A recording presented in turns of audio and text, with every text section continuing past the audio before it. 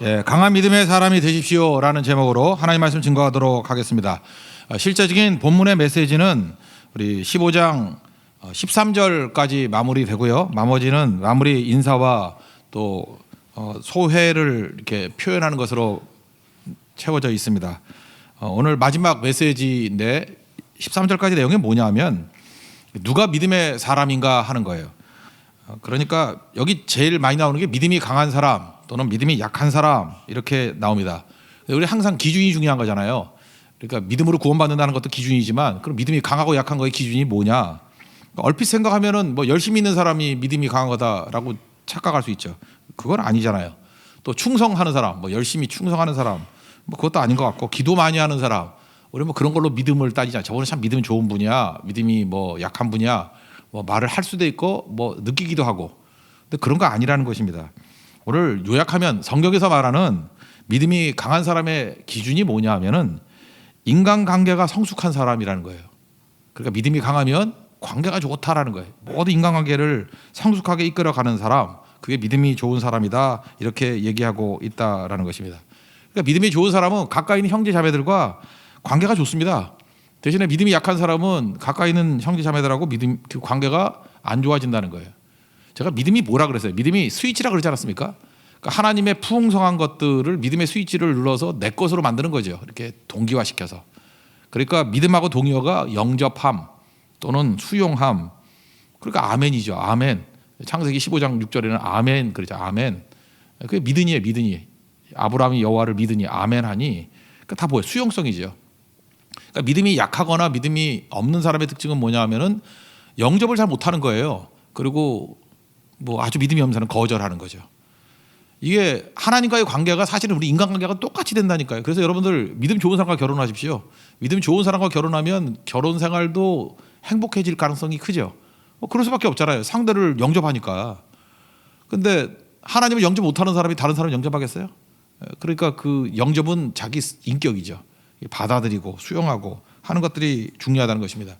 그래서 믿음이 약한 사람의 특징은 뭐냐면 자꾸 남 비판하고 거부하고 정죄하고, 그래서 영접이 안 되는 사람을 믿음이 약한 사람이다 이렇게 얘기하고 있다는 것입니다. 사실은 보면요, 교회라는 공동체가 이게 하나 되기 불가능한 공동체라고 어떤 신학자는 그러더라고요. 왜냐하면은 교회는요 이렇게 비슷한 게 없다라는 거예요. 하나가 되려고 그러면 경제력이 비슷하든지 아니면 학력이 비슷하든지 사는 배경이 비슷해야 되는데 교회는 특징이 뭐죠? 오늘 성경에도 극단적인 예가 헬라인에게도 유대인에게도 모든 믿는 자에게 구원을 주시는 하나님의 능력이 됨이라 그러잖아요. 복음이 그런 건데 헬라인하고 유대인이라는 것은 양극단이라는 거예요. 도저히 하나로 묶일 수 없는 사람들. 근데 그런 사람도 하나 되게 만드는 게 복음이라는 거 아닙니까? 그게 교회라는 거 아니에요. 그러니까 교회는 다양한 사람들이 모였잖아요. 여기서 무슨 오디션 받고 뽑은 거 아니잖아요. 그렇지 않습니까? 그러니까 남녀노소 빈부귀천이라 그러는데 다 모였잖아요. 남자 여자 모여 있고 나이 든 사람 젊은 사람 뭐 여기 하다못해 뭐 어린이들까지 다 모여 있고, 그 다음에 우리가 배우고 못 배우고 이런 것도 굉장히 큰 차이가 있잖아요. 뭐 배경도 그렇고. 근데 이게 하나가 됐다라는 것입니다. 하나가 된 이유가 뭐죠? 믿기 때문에. 믿기 때문이에요. 믿음으로. 그래서 우리는 서로를 부를 때 형제 자매라고 부르지 않습니까? 그래서 영접하는 거. 그러니까 믿음이 약한 사람은 힘든 게 뭐냐 하면은 관계에서 허우적대요. 그래서 사는 걸 힘들어해요. 그래서 교회 와서도 맨날 상처 입었다 힘들다 그러는 사람들의 특징이 뭐냐 하면은 그걸 우리 이해해 줘야 돼요. 믿음이 약해서 그래요. 믿음이 약하니까 뭘 못하는 거죠? 영접을 못하는 거예요. 영접을. 그러니까 저 꼴 보기 싫은 사람이 저기 왜 있나. 어떤 사람은요, 우리 교회는 그런 시비 거는 사람인데 교회 십자가가 뒤에 없다고 이 교회는 교회도 아니야 막 이러는 사람이고 자기 기준이에요. 그러니까 자기가 어렸을 때부터 배웠던 뭐 이렇게 배경들이 있지 않습니까? 그런 걸 가지고 그게 거부의 도구로 쓰임 받는다니까. 막 거부하는 거. 강남의 그 중심지에 있는 어떤 교회 이야기입니다. 교회 이름 얘기 안 할게요. 근데 그 교회가 유흥가 가운데 교회가 있었어요. 그러니까 이 담임 목사님께서 이게 교회가 세상의 빛이라 그랬는데 이 교회 중심을 두고 양쪽이 다 유흥가니 이게 변화시켜야 되지 않을까. 그래서 전도하자고. 그래서 뭐 남자들뿐만 아니라 남자는 좀 빼놓고 남자들이 또 유흥가 들어가면 들어가는지 아니까 그 여전대를 중심으로 전도 무지하게 열심히 했어요. 그래서 그 업소 아가씨들이라 그러죠. 이렇게 유흥업소 아가씨들 전도를 많이 하고 변화가 돼서 진짜 엄청난 부흥이 일어났다고요. 그래서 그들이 모여가지고 성교회까지 만들었어요. 온물가 성교회. 이거 말하면 어떻게 이제 아는데, 예. 어떤 교회예요? S 교회. 예. 그 온물가 성교회를 만들었다고. 그러니까 여긴 다 업소 출신 여자분들이에요. 근데 이분들이 주기마다 뭐 그분들은 어쨌든 탤런트도 있는 분들이 좀 그런데 가지 않겠습니까? 뭐 쑥맥들이 가지 않을 거 아니에요, 그죠? 그래서 그분들이 뭐 연극도 하고요. 이렇게 주기마다 공연을 하는데 눈물바다가 되는 거예요. 너무 은혜가 되고. 왜냐 아픔과 상처와 또 이게 환경이 안 좋아서 가시는 분들도 있거든요. 그래서 그런 아픔들을 예수 안에서 치유받은 모습들, 그게 뭐 굉장한 은혜가 되죠. 그래서 저는 우물가 선교회 옛날에 그런 거 갈 때 보는 거 참 좋아했어요. 그죠? 힘이 되기도 하고 능력이 되기도 하고. 근데 나중에 들어보니까 문제가 되는 게 뭐냐면 우물가 선교회 출신들이 이렇게 제자 훈련하는 교회인데 이렇게 들어가야 되는데 팀에, 그죠? 뭐 수훈에 들어가야 되는데 안 받아주는 거예요. 그분들 누가 전도했어요? 여전도에서 전도했는데 여자들이 펄쩍 뛰는 거예요. 어디 우리 남편 있는데 그런 데 들어가냐고. 그래서 결국 겉돌다가 힘들어져서 제가 고민하는 거를 봤어요. 잘 보세요. 교회가 사랑이다 그러고 나하고 관계 없을 때 막 전도 열심히 해. 그래서 다 품어주다가 실제로 내 삶의 이제 문제로 들어오잖아요. 내 옆에 들어온다 그러면 과거 문제를 할지라도 절대 용납 못해요. 한 치도 못 들어가요. 어디 들어오냐고. 이게 거절이죠. 그러니까 예수님 당시에 그 이해하시겠죠. 바리새인들이 뭐 저 멀리 있는 게 아니에요. 예수님 왜 창기가 업소 여인들 아니에요? 창기하고 왜 세리하고 밥 먹냐고, 왜 죄인들하고 밥 먹냐고. 바리새인들 그런데 우리는 잘 믿는 것 같이 보이는데도 사실 뭐 비슷하지 않습니까? 이런 거죠. 그래서 믿음이 약한 사람들의 특징은 뭐냐면 뭐가 눈꼴신 게 많고요. 이것만은 세상에 두 쪽이나도 안 돼. 그리고 그래서 용납이 안 되는 거예요. 상처 있고. 그리고 그래서 맨날 허우적대요. 뭔가 이렇게 주님만 바라보고 이렇게 힘차게 돌진하는 게 아니라 뭔가 맨날 고민이 있어. 허우적대는 고민들이 있다고요. 그런 사람들을 무시하라는 게 아니에요. 성경은. 그걸 어떻게 받아들이라고요? 믿음이 약한 사람이다. 그러니까 그거를 대신 짊어지라고 얘기를 해요. 오늘 1절과 2절 한번 보십시오. 시작. 믿음이 강한 우리는 마땅히 믿음이 약한 자의 약점을 담당하고 자기를 기쁘게 하지 아니할 것이라.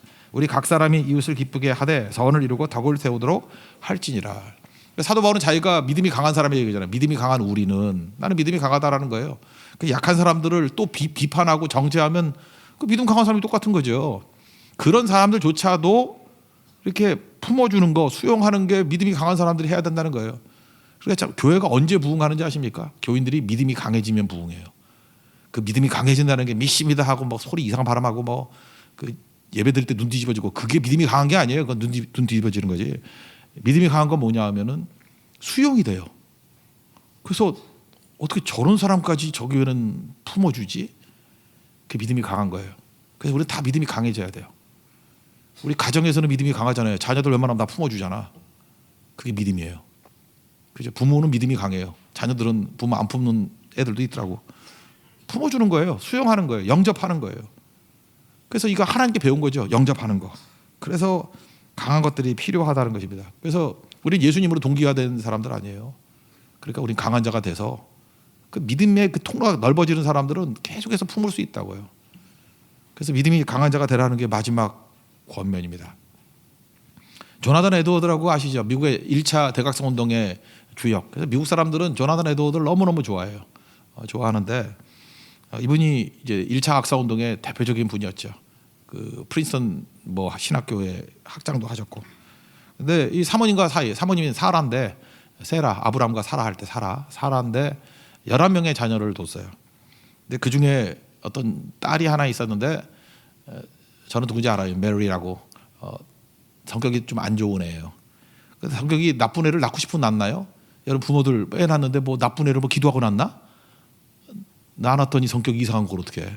그죠? 그래서 아버지도 되게 걱정이 됐어요. 그래서 자녀를 좀 아끼고 했는데 그 교회에서 제일 믿음 좋은 청년 하나가 오더니만 딸하고 결혼하겠다고. 그러니까 이 목사님이 양심이 찔리는 거예요. 이 전도 유망한 청년인데 믿음 좋은 청년인데 성격도 좋은 청년인데 나중에 그 사람이 추정하기를 그 데이비 브레이너드로 추정해. 인디안 선교했던 사람. 예. 너무 좋은 청년인데 자기 딸은 이 막가는 인생이거든. 이거 안 되겠어요, 그죠? 그래가지고 좀 잠깐 미루는데 잠깐 와가지고 아버지한테 그러길래 자네는 내 딸을 모르네. 결혼하지 마 그랬다는 거예요. 사랑하지 마. 자꾸 사랑한다 그러니까 사랑하지 마. 너가 안 맞아. 그랬더니 이 총각은 또 이게 상처를 입은 거죠. 아, 목사님 내가 무슨 자격이 없어요. 내가 뭐 부족함은 있지만 너무 섭섭하네요. 이랬더니 아니야 고집 부리지 말라니까 안 된다니까 그 딸하고는. 그러면서 마지막에 이분이 진실을 고백했어요. 내 딸하고 네가 같이 살라 그러면 예수님 정도 되는 믿음이 있어야 돼. 그렇게 얘기했다. 그러니까 뭐예요? 그 품어주지 않으면 안 된다고. 그래서 나중에 결혼은 안 했던 것 같아요. 이렇게 뭐 교제는 했던 것 같고. 그래서 데이비 브레이너드가 그 인디안 선교 갔다가 뭐 피토하면서 데이비 브레이너드 일기 있잖아요. 그 나중에 장인이 될 뻔했던 조나단 에드워드가 대신 써준 거죠. 받아가지고 이렇게 편집을 해서 출판은 조나단 에드워드로 나와요. 그런 사건이에요. 그런 사건. 이거 보세요. 이게 조나단 에드워드는 명확히 본 거죠. 믿음이 뭐예요? 믿음이 강한 게 뭐예요? 품어주는 거예요. 근데 이 데이비 브레이너드 정도 되는 믿음 가지고도 내 딸은 품을 수 없다고 생각했으니 그 얼마나 그 말썽꾸러기 딸이었겠어요, 그죠? 근데 결국은 그런 여자 품을라 그러다가 또 데이비 브레이너드가 인디안을 향해 나가는 거죠. 그래서 행복하면 성교 안 나가요. 그거 아세요? 사는 게 너무 힘드니까. 그렇죠? 물론 뭐 결혼 안 했지만 뭐 그래서 더 큰 일을 한 거죠. 데이비 브레이너드 29살에 죽었는데 그 20대 청년이 그런 사건들이 있었다라고 얘기를 합니다. 저는 굉장히 의미가 있다고 생각해요. 저는 우리가 믿음이 커져야 된다. 그러니까 인디안 품었잖아요. 당시 품김들은 인디안 품고 우리한테 이런 것들이 필요하다는 거예요. 근데 우리에게 이 힘이 없잖아요. 어떻게 해야 되죠? 오늘 말씀을 보니까 성경을 읽는 거예요. 성경이 우리에게 이렇게 품을 수 있는 믿음을 준다라는 거예요. 그죠? 그래서 인내하고 품을 수 있는 건 성경이다. 그런 얘기입니다. 3절부터 7절까지 읽겠습니다. 시작. 그리스도께서도 자기를 기쁘게 하지 아니하셨나니 기록된 바 주를 비방하는 자들의 비방이 내게 미쳤나이다 함과 같으니라. 무엇이든지 전에 기록된 바는 우리의 교훈을 위하여 기록된 것이니 우리로 하여금 인내로 또는 성경의 위로로 소망을 가지게 함이니라. 이제 인내와 위로의 하나님이 너희로 그리스도 예수를 본받아 서로 뜻이 같게 하여 주사 한 마음과 한 입으로 하나님 곧 우리 주 예수 그리스도의 아버지께 영광을 돌리게 하려 하노라. 그러므로 그리스도께서 우리를 받아 하나님께 영광을 돌리신 것 같이 너희도 서로 받으라. 여기 예수님으로 동기화된 거 얘기하고 있잖아요. 근데 그러고 난 다음에 계속해서 이렇게 믿음으로 영접하기 위해서 필요한 건 뭐냐 하면 4절이 핵심이에요. 성경의 위로로 소망을 가지게 하려 함이라. 참 묘해요. 여러분 성경을 계속 읽잖아요. 읽으면은 이렇게 영접하는 게 강해져요. 근데 반면에 신앙생활을 하면서 성경은 안 읽고 말씀은 안 듣고 계속해서 이렇게 자기 의지만 갖고 한다 그러면 너무 신앙생활이 힘든 거예요. 힘들 수밖에 없는 거죠. 자기 눈에는 눈꼴 싫은데 그걸 받아들여야 되니 고통. 나중에 쌓이면은 터지죠. 그거를 무슨 커피숍 스탬프 신앙이라고 누가 그러대? 요즘에 그런 거 없죠. 이렇게 도장 찍어주잖아요. 모르세요? 성격이 그러다 스탬프형 신앙이 있대. 이렇게 도장 7개인가 10개인가 참는 거야. 이걸 벼른다 그러죠. 한 번 참고 도장 9개 됐다가 이제 한 번만 더 딱 하면 터져서 이제 폭발하는 스타일. 그거 되게 위험하다는 것입니다. 우리 인생이 그거는 신앙이 아니에요. 그게 무슨 신앙이에요? 매 순간순간마다 예수님께로부터 능력 받아가지고 그러니까 주님 바라보지 않으면 우리는 형제를 받아들일 수가 없어요. 그러니까 믿음은 두 차원이에요. 많은 사람을 영접하는 강한 믿음의 사람이 되기 위해서는 믿음의 근원 대신 예수님께 은혜를 받아야 돼요. 그러니까 잘 보세요. 우리가 여러 가지 복잡하게 표현했지만 예수님 안에 뭐가 있어요? 은혜. 요약하면 은혜예요. 이거 잠깐만 붙이니까 영광, 은혜와 진리 이렇게 막 포용했지만 한마디로 말하면 은혜예요. 은혜. 모든 좋은 것이 은혜. 구약은 축복. 이게 내게 임하는 방법이 뭐예요? 믿음이라는 스위치. 그래서 은혜, 믿음. 그럼 내가 누리죠. 이거를 누가 잘 활용할 수 있어요? 성령. 그래서 신앙생활은 세 가지예요. 모든 게 은혜의 힘을 아는 것, 믿음으로 내게 임한다는 것을 확신하는 것, 성령과 함께 동행함으로 말미암아 열매 거두는 것. 이게 신앙의 3대 중심점이에요. 그래서 여러분들이 항상 헷갈릴 때가 흔들리면 은혜, 믿음, 성령. 은혜, 믿음, 성령. 이게 신앙의 3대 축이에요. 이걸 통해서 돌아간다는 것입니다. 그런데 은혜 안에 뭐가 있어요? 우리에게 힘과 능력 주시잖아요. 그러니까 주님의 은혜를 사모해야 돼요. 내 힘으로 안 됩니다. 이거 내가 하는 게 아니에요. 은혜 받아가지고 형제자매를 수용하고 영접하는 것도 내 힘으로 안 돼요. 그러니까 예수님 바라보고 예수님의 길을 바라보고 예수님이 그 길을 가셨으니까 그 힘도 주실 거 아니에요. 그래서 주님과 동기화 되면 예수님과 동기화 되면 비로소 넓어져서 품을 수 있게 된다는 것입니다. 이거 제가 보니까 링컨 그 전기 읽어보니까 링컨도 똑같은 거 깨달았더라고요. 어머니 일찍 돌아가셔가지고 어머니가 성경 읽으라고, 성경 열심히 읽으라고. 링컨 그 일기 한번 쭉 보세요. 링컨의 그 전기나 이런 데 보면은 링컨이 그런 고백하는 게 나와요. 내가 지금 남북 갈등 막 심했던 때 아니에요, 그때. 이걸 다 품을 수 있는 마인드를 어디서 얻었느냐. 예수님 보고 얻었다는 거예요. 이 구절이에요, 로마서. 여기서 믿음이 강한 자는 결국은 약한 자들 다 품을 수 있는 거다. 수용할 수 있는 거다. 그게 믿음이다. 그래서 이 사람이 통합의 주역이 되잖아요. 지금도 마찬가지. 지도자가 믿음이 없으면요, 맨날 분열이 일어나요. 거절과 배제의 영이 임하니까. 믿음이 뭐라고요? 영접의 영이에요. 믿음이 뭐예요? 아멘의 영이에요. 저는 그래요. 국가에도 그렇고 우리 교회도 그렇고 여러분들 이제 2020년도에 우리가 얼마나 많은 일을 해야 되겠습니까? 일을 할 때 반드시 요건 하나, 믿음의 사람이 돼야 됩니다. 그러지 않으면 거절해서 안 돼요. 하나됨을 깨버린다고. 하나님의 소원이 뭔지 알아요? 여기 뒤에 보세요. 다 하나됨이지.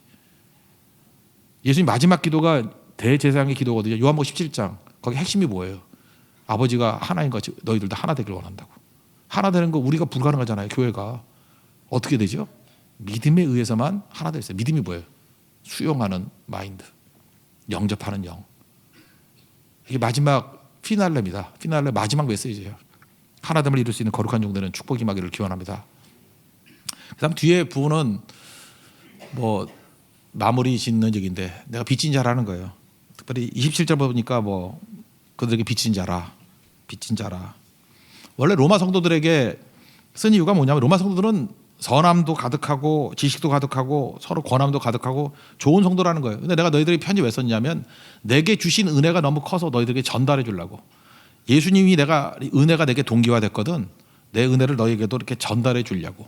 왜? 나 빚진 자이기 때문에 너 받은 게 많아가지고. 그래서 내가 이방인의 사도로서 복음 증거한다. 너희들도 빚진 자 의식을 가지고 뭐 전도하라. 뭐 사실 뭐 당연한 얘기들을 하고 있습니다.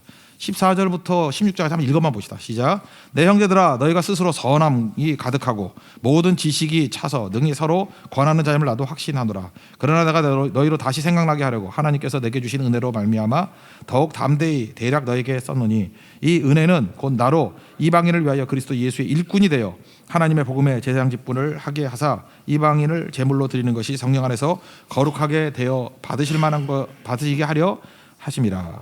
그러니까 뭐예요? 빚진 자 의식을 가지고 내가 이방인의 사도가 돼서 복음 증거한다 그런 얘기죠. 왜 빚진 자가 중요하냐면요. 아무리 많은 일을 하고 난 다음에도 교만하지 않아요. 겸손함을 유지한다고. 왜? 우리는 겸손할 수밖에 없죠. 모든 좋은 것이 내 안에 있어요, 없어요? 없어요. 나는 nothing. 하나님께 모든 게 다 있어요. everything. 그게 뭐예요? 그게 은혜라고. 은혜는 누구에게 있어요? 하나님께 있어요. 모든 좋은 거예요. 내가 믿음으로 말미암아 은혜가 내게 임한 거예요. 구원도 내게 오고 의로움, 죄사함, 뭐 능력 모든 게 다 은혜 안에 다 포함되어 있다고. 은혜가 믿음으로 내게 왔어요. 그러니까 믿음으로 은혜를 동기화 받은 사람은 자랑이 없어요. 그래서 겸손합니다.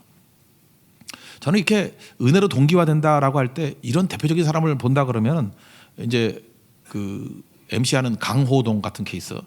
제가 옛날에 강호동 얘기를 들었어요. 무슨 뭐 어디더라 뭐 마산인가 거기서 뭐 이렇게 안 좋게 행동도 하고 막 그랬다 그러대.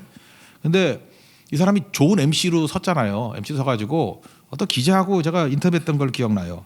당시 어떻게 이렇게 훌륭한 그 MC가 됐냐 그랬더니 하여튼 뭐 내용 요약하면 이런 거였어요. 나는 특별히 준비한 것도 없고 뭐 우리 기독교식으로 특별한 은사도 없고 뭐 연기 학원이나 공부한 것도 없다. 나는 부족함 투성이다. 그죠? 제대로 준비한 게 하나도 없다. 생각보다 되게 겸손하더라고요. 그래서 제대로 배우지 못했기 때문에 고집이 없대요. 고집이 없대요. 그래서 PD라든지 아니면 작가가 써준 그대로 한대요. 그게 오히려 유일한 강점이라고. 난 그거 쭉 읽어보면서 이거 참 믿음의 원리하고 똑같네. 믿음 좋은 사람의 특징이 뭔지 알아요? 나는 백지입니다예요. 나는 아무것도 선한 것이 없습니다.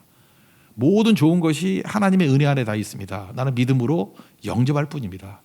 하나님이 내 백지에 그려주는 대로 살기를 원합니다. 그래서 그 PD하고 작가들이 되게 좋아한대요. 이렇게 응용도 안 하고 보통 좀 인기 얻으면은 자기 고집과 칼라를 내세운대요. 근데 강호동은 자기 고집이 없고 자기 칼라도 없고 그냥 백지래 백지. 되게 좋아한대요. 그냥 그려주는 대로 한대요. 그러니까 사람들이 그려주더라니까 더 신이 나니까 자기 속에 있는 최고의 것을 진짜 그 사람들의 은혜죠. 은혜로 거기다가 쏟아 부어주는 거예요. 그래서 내가 여기까지 왔습니다. 그래서 최고의 MC가 됐음에도 불구하고 자랑이 없어요. 겸손하잖아요. 이게 다 PD 덕분이고 이게 다 작가 덕분이고. 참 믿음의 원리가 너무너무 똑같다고 생각해요. 우리가 굳이 말한다 그러면 영적 강호동 됐으면 좋겠어요. 가동 씨도 이 설교 듣고 또 신나가지고 교만해지는지 모르겠지만 정말 그래요. 이게 참 이 패턴이 너무 성경적이에요. 우린 백지거든요. 하나님의 은혜로 내가 믿음의 스위치를 누르면 나를 그려주세요. 그래서 우리는 내 생각을 고집하지 않아요. 하나님, 전 생각이 없는 존재예요. 주님이 나의 생각이 되어주세요. 주님, 나는 갈 길을 몰라요. 제가 뭘 합니까? 주님께서 내 길이 되어주세요. 다윗도 그런 고백한 거 아세요? 하나님, 저는 아이입니다. 그게 지금 그 고백이에요. 주님, 나는 백지입니다. 내가 뭘 알아요? 왕인데. 하나님, 저는 아이입니다. 나 백지예요. 주님께서 나를 이끌어 주시는 아버지가 되어주세요. 그래서 하나님께서 그렇게 기뻐한 거라고요. 여러분, 세상에 이 원리를 가지고도요, 하다못해 MC도 최고의 것이 되지 않습니까? 하나님 앞에서 여러분들 이런 마음 가지고 서는 하나님의 종 되기를 바랍니다. 그래서 여러분들 이런 이미지가 마지막 남았으면 좋겠어요. 아까도 했잖아요. 모든 종교의 은혜, 하나님의 은혜 안에 있다고. 난 믿음으로, 믿음이 뭐예요? 영접하는 거예요. 믿음 딴 거 아니에요. 믿음은 뭐 행위도 아니고 공로도 아니고 아무것도 아니에요. 그냥 받아들이는 게 믿음이에요. 영접하는 게 믿음이고 수용하는 게 믿음이고 아멘하는 게 믿음이라니까요. 그 믿음이 없는 게 뭐예요? 거절하는 거예요. 그래서 최고의 불신한 게 뭐예요? 예수님 거절하는 거. 그래서 여러분들 뭐 초청했을 때 나는 밭을 샀으니까 못 간다, 뭐 소를 샀으니 못 간다, 장가 들었으니 못 간다. 우리 있을 수 있는 일이라고 생각하죠. 그게 뭐 대단한 일이야? 그게 뭔 죄야? 그게 죄예요. 그게 죄. 거절이잖아요. 거절. 거절이 얼마나 무서운 건데, 거절이. 거절은 모든 오는 축복을 다 가로막는 건데, 모든 은혜를 가로막는 건데, 그걸로 망해. 그걸로 지옥 가요. 그러니까 우리는 어떤 존재가 돼? 영접만 해보라고. 인생이 100배는 달라지지. 인간관계도 마찬가지라고요. 그 똑같은 하나님과의 관계에서 영접하라고요. 좋은 거 영접하라고요. 예쁘다 그러면 제가 뭘 예뻐 이러지 말고 그냥 그랬잖아요. 뭐라 해요? 감사합니다 그러면 된다니까. 다 영접하라고요. 2020년에 집 살 거다 그러면 제가 무슨 돈이 있다가 집을 사요. 그래 못 사지. 예. 그냥 감사합니다 그러면 되죠. 뭐 말도 못해 감사합니다. 불가능해 보이는 사람들, 내가 여러분 믿음이 약하기 때문에 내가 상처가 될 거야 예징을 안 드는 거야. 전혀 불가능했던 사람들이 집사하는 사람도 있어요. 배 아플까 봐 아직 믿음이 없어서 아멘도 못해요. 감사합니다도 못해요. 그런 경우가 얼마나 많은데요. 그러니까 우리 본성에는 죄가 있기 때문에 거절의 영이 있다니까. 거절하지 말고 예 그렇습니다. 그렇게 되기를 원합니다. 날 때부터 맹인이 됐는데 보기를 원합니다. 눈뜨게 될 거야. 그러면 난 이거 청신력이 다 없어졌는데 어떻게 해야 돼? 이따위 했으면 그 계속 장인이 저 맹인이에요. 근데 보기를 원합니다. 그러고 아멘 하잖아요. 받아들이잖아요. 그게 뭐야? 믿음부터 체크하잖아요. 믿음부터. 떴어요, 안 떴어요? 떴죠. 예수님 그 패턴이 계속 모든 좋은 거는 능력은 내게 있는 거고 너는 필요한 게 믿음이야. 믿음이 뭔지 영접하는 거야. 수용하는 거야. 그렇습니다 하라고 동의하는 거야. 여러분 2020년도에는 절대로 거절하지 않는 인생 되기를 바랍니다. 뭘 하면 거절하지 마세요. 예, 주님이 뭐 계획하신 게 있으니까 나를 이끌어 가시겠죠. 영접하는 거.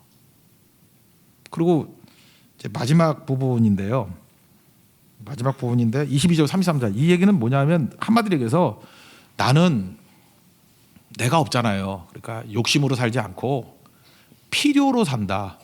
necessity, 필요로 산다. 이게 되게 중요한 건데요. 여러분 우리가 살 때 필요는 그리 크지 않습니다. 여러분 인도 선교 가봐서 알겠지만 어떤 집 들어가 보면요, 뭐 그릇도 2개, 뭐 이렇게 양탄자 같은 거 뭐 깔았다. 그러니까 양탄 깔아주는 게 최고의 그 배려고. 그 가재도구가 우리 캐리어 그냥 한 20인치짜리 하나도 다 안 들어가면 다 될 것 같아. 그렇게 살아요. 그러고도 안 죽고 살아요. 그러니까 필요는 많지 않아요. 뭐 많은 게 뭐죠? 욕망이에요. 이번에 선교 가실 때 짐 쌀 때부터 필요한 것만 싸면요 별로 없어요. 제가 필요한 거 싸니까 얼마 안 돼. 그러니까 티도 하나 가져가서 빨아 입으면 되니까 선교 티 그거 2개. 바지야 뭐 인도는 좀 많이 가져갔지만 뭐 며칠 동안 뭐 바지가 뭐 찢어지겠어? 그거 찢어지면 뭐 남의 거 빌려 입지 뭐 이런 식으로.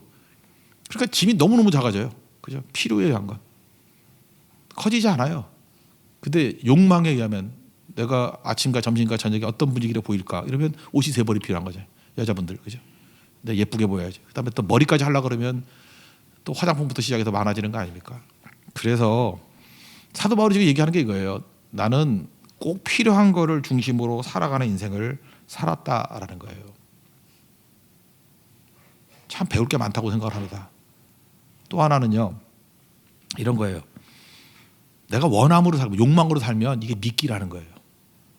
여러분의 삶의 드라이브가 이렇게 원함으로 자꾸만 가면 마귀가 쓸데없는 원함을 자꾸만 줘. 필요도 없는데, 필요한 게 아닌데 그냥 원하는 것 때문에. 그리고 자꾸만 함정에 빠지고 시험에 들게 된다는 거예요. 아무리 좋은 것도요, 내가 필요한 거 아니면은 노하고 거절하면 생각보다 깔끔한 인생 산다는 것입니다. 이 얘기하고 있는 거예요. 사도 바울이 원하는 건 내가 너희들이 가고 싶대요. 야, 로마에 가고 싶어.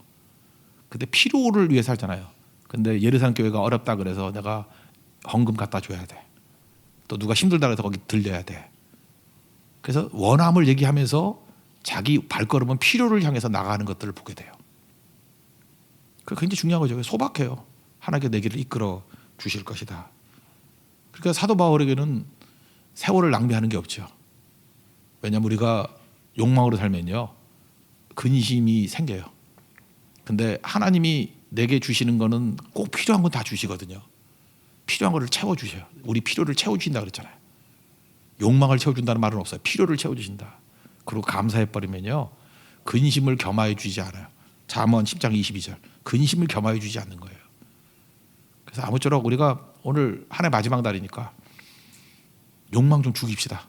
하도 못해 그 불교 스님들도 욕망 죽이자 그러는데 우리 그리스도인들이 무슨 욕망이 있어요. 우리 비교할 수 있는 영광을 바라보는 자들인데 이제는 백지로 산다니까요. 우리 욕망으로 안 살아요. 주님이 그려준 내용들을 가지고 필요를 가지고 살아갈 때 최고의 인생이 될 수 있다는 것입니다. 정리하면 세 가지죠. 믿음 강한 자의 기준이 뭐예요? 영접하는 거. 약한 자를 영접하는 거. 그다음 믿음이 약한 사람의 특징이 뭐예요? 영접이 잘 안 되는 거. 그래서 그걸 무시하면 안 돼요. 여러분 빨리 소망을 가져야 돼요. 내가 누구든지 다 영접하는 사람이 되기를 원합니다. 그리고 빚진 자는 겸손한 거예요. 겸손. 백지가 되는 거예요. 그래서 겸손한 자에게 하나님 은혜가 많이 임해요. 왜? 백지니까 하나님 재밌어가지고 막 부어줘. 주는 대로 그냥 그림이 그려지거든. 그래서 겸손한 자에게 은혜를 주시니라 그러잖아요. 교만한 자를 대적하시고 안 받아? 안 받아? 죽을래? 이렇게 되는 거죠. 안 받아? 안 받아? 거절하니까 교만한 자는. 그러니까 은혜가 딴 데 임하죠. 거기는 그냥 폭탄이 임하고. 그러니까 제일 바보죠. 마지막 초박한 그의 삶을 보면서 느낄 수 있는 거. 사도 바울은 필요에 의해서 살아갔다. 마지막에 한번 읽어봅시다. 22절부터 32절까지 쭉 읽고 마치겠습니다. 22절부터 32절 다 같이 읽겠습니다. 시작. 그러므로 또한 내가 너희에게 가려 하던 것이 여러 번 막혔더니 이제는 이 지방에 일할 곳도 없고 또 여러 해 전부터 언제든지 서바다로 갈 때 너희에게 가기를 바라고 있었으니 이는 지나가는 길에 너희를 보고 먼저 너희와 사귐으로 얼마간 기쁨을 가진 후에 너희가 그리로 보내주기를 바람이라. 그러나 이제는 내가 성도를 섬기는 일로 예루살렘에 가노니 이는 마게도냐와 아가야 사람들이 예루살렘 성도 중 가난한 자들을 위하여 기쁘게 얼마를 연보하였습니다. 저희가 기뻐서 하였거니와 또한 저희는 그들에게 빚진 자니 만일 이방인들이 그들의 영적인 것을 나눠 가졌으면 육적인 것으로 그들을 섬기는 것이 마땅하니라. 그러므로 내가 이 일을 마치고 이 열매를 그들에게 확증한 후에 너희에게 들렀다가 서바다로 가리라. 내가 너희에게 나아갈 때 그리스도의 충만한 복을 가지고 갈 줄을 아노라. 형제들아, 내가 우리 주 예수 그리스도의 성령의 사랑으로 말미암아 너희를 권하노니 너희 기도에 나와 힘을 같이 하여 나를 위하여 하나님께 빌어 나로 유대에서 순종하지 아니하는 자들로부터 건짐을 받게 하고 또 예루살렘에 대하여 내가 섬기는 일을 성도들이 받을 만하게 하고 나로 하나님의 뜻을 따라 기쁨으로 너희에게 나아가 너희와 함께 편히 쉬게 하라. 평강의 하나님께서 너희 모든 사람과 함께 계실지어다. 아멘. 정말 얼마나 아름답습니까? 내가 원하는 게 있다. 인간적인 표현 아니에요. 내가 바라는 게 있다. 만나고 싶다. 가고 싶다. 그건 내 원함이에요. 근데 필요한 곳을 향해 나가잖아요. 내가 원하는 거는 너희들과 교제하고 싶지만 필요한 것은 복음이 필요한 곳이 있어. 그래서 나는 원함으로 안 가고 필요를 향해서 가는 거 알지. 우리 다 같이 그렇게 살아야 돼. 그게 성도의 순례의 삶입니다. 그 길을 걸어가는 하나님의 종되기를 축원합니다. 모두 자리에서 일어나겠습니다. 우리 원하고 바라고 기도합니다. 찬양하겠습니다. 예수님의 성품의 동기화 되길 원합니다. 예수님의 성품이 나의 인격이 되길 원합니다. 오늘은 안수기도 할 때 특별히 믿음 놓고 기도하겠습니다. 하나님, 믿음의 특별히 수용성. 하나님, 내가 모든 걸 다 수용하는 품을 수 있는 권능의 종 되게 해달라고 기도하는 시간 갖도록 하겠습니다.